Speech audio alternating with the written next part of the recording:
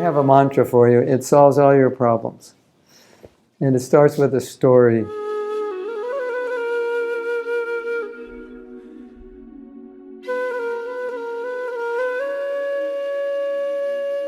At one time, a devotee was telling Prabhupada about corn syrup, and it was a codicy.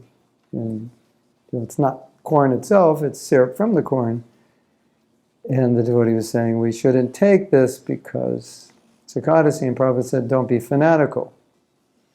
So then my wife was telling me at one point, when she was a very young devotee, she went to home of an older devotee, and the older devotee was eating some grains store-bought, and my wife was told that we shouldn't eat grains cooked by non-devotees.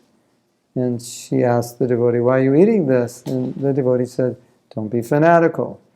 And then she told me another story. She was at a devotee restaurant, and it was a codicy, and she was asking what preparations are okay to eat, and asking if some of them have hing, because hing supposedly is made with grains. And so when he said, this has hing and that has hing, then she said, well, I guess I can't eat them. And he said, don't be fanatical. So then I was thinking, here's the mantra. Whenever in doubt whether I should do something or not, you just chant the mantra, Prabhu, don't be fanatical, and then go ahead and do it. It's the magic mantra. It's like the magic wand, you know. You kind of like can compromise here and there. With the magic mantra, don't be fanatical. So, of course, fanaticism can be a problem, but fanaticism can also be good. Fanaticism could be strictness. It can be seen as enthusiasm. And fanaticism can also be taking it too far, being too black and white, being enthusiastic about something you don't even know enough about to really be enthusiastic about. So sometimes we throw the word around, don't be a fanatic, in a very negative sense. And sometimes that can work against us, because then we may compromise principles in the name of not being fanatical. At the same time, sometimes we can be overly strict to the point where we can't even follow the strictness that we wish others would follow. And we've seen that also. So that kind of fanaticism backfires, because I'm trying to do something that I can't steadily maintain, because I'm fanatical in the sense that I'm not real about where I'm at.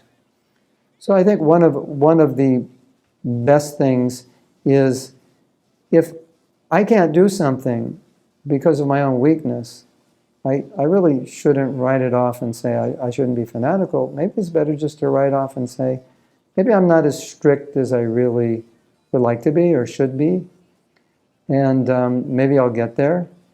But to write it off as not being fanatical sometimes can work against us. I think you can understand that. The other point is that it's important for us to learn to be balanced, because sometimes being fanatical works against us, just as being weak works against us. So obviously there's a balance point where we should do something that Prabhupada asked us, and we can steadily do that, and we understand why we should do it, and it's the right thing, and we're enthusiastic about it. And there's a point beyond that where we don't really understand it, and maybe we're not doing it properly, and we're very enthusiastic about doing it, maybe too enthusiastic, and it can create a bit of disturbance for us and for other people. And it can be disturbing to guests because we're too rigid or too strict.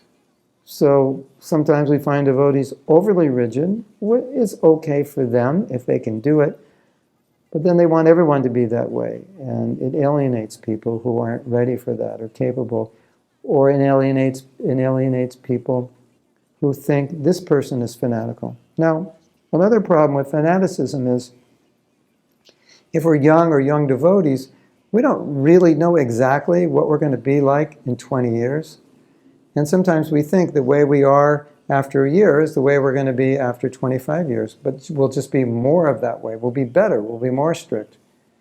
And the case is generally not like that. We find our point where we can be steady and comfortable in Krishna consciousness. And if I tell a young devotee, you know, in 25 years you're going to be like this, most of them would say, no way, I'm not going to be that way.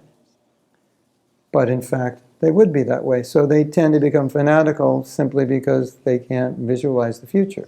They can't see it. Anyway, the point of this talk is don't use the mantra, don't be fanatical, to justify any deviation you want to make. Be very careful.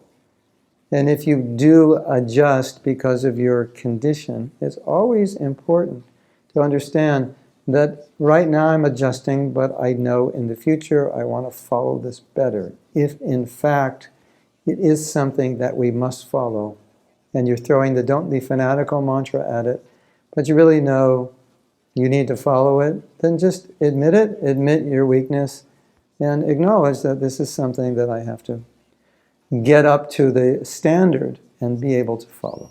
Okay, so don't take advantage of the magic mantra, don't be fanatical, because who knows where that mantra is going to end.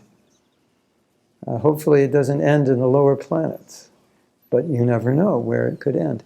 I mean, the last thought is look at Christianity, look at where they've taken it. It's just amazing how deviant they've become in the name of solidarity and chastity to Jesus. It's incredible. And we don't want to end up that way in 2,000 years based on the don't be fanatical mantra. Hare Krishna.